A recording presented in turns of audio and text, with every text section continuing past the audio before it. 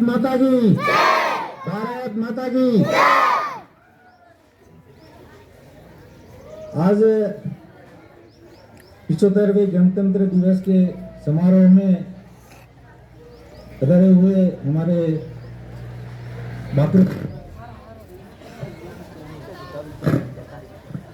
श्रीमती अमीना देवी, उप सरपंच बालियाराम जी, वार्ड पंच मीठालाल जी और हमारे गांव से पधारे हुए सारे ग्रामीण भाई और बहनें। और आज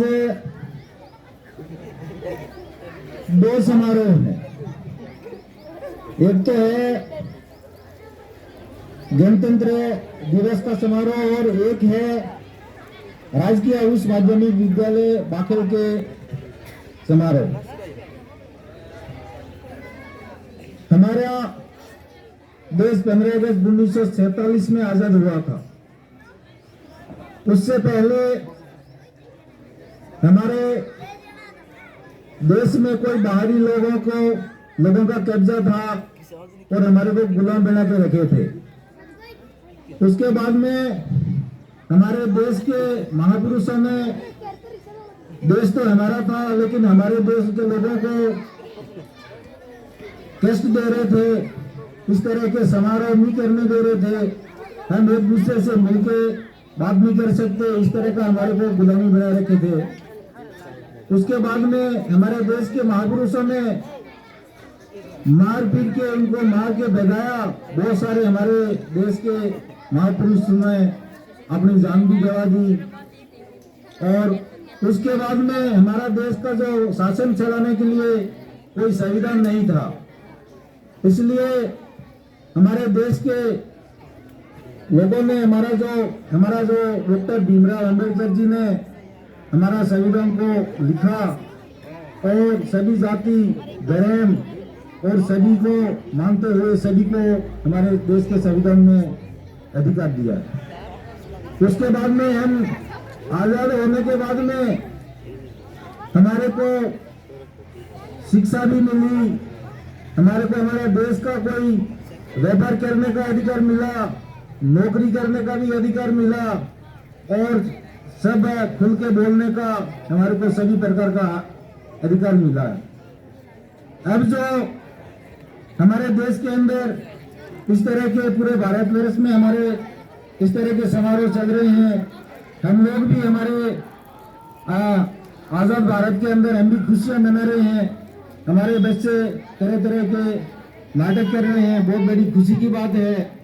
इस नाटक से भी सीखा जाए और ज़्यादा से ज़्यादा बच्चों को ये भी ध्यान देना है कि हमारे को सबसे ज़्यादा पढ़ाई में ध्यान देना है।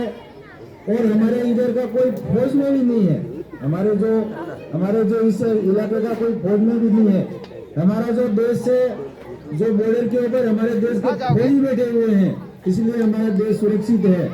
इसलिए हमारे को भी पढ़ करके हमारे को भी इस सरकार में हिस्सा लेना चाहिए और सरकार की नौकरी में भी हिस्सा लेना चाहिए और राजनीतिक में भी आगे बैठ करके काम करना चाहिए। और दूसरा ये भी है कि हमारे एक बहुत बड़ी एक समस्या आई थी कि एक डैम बन रहा था, लेकिन अब जो पिछली सरकार ने हमारे को बहुत दुखी भी कर दिए थे और अब जो ये सरकार बनी है, हमारा यहाँ का जो मंत्री भी बना है, तो हमारा आदिवासी वो मंत्री भी है।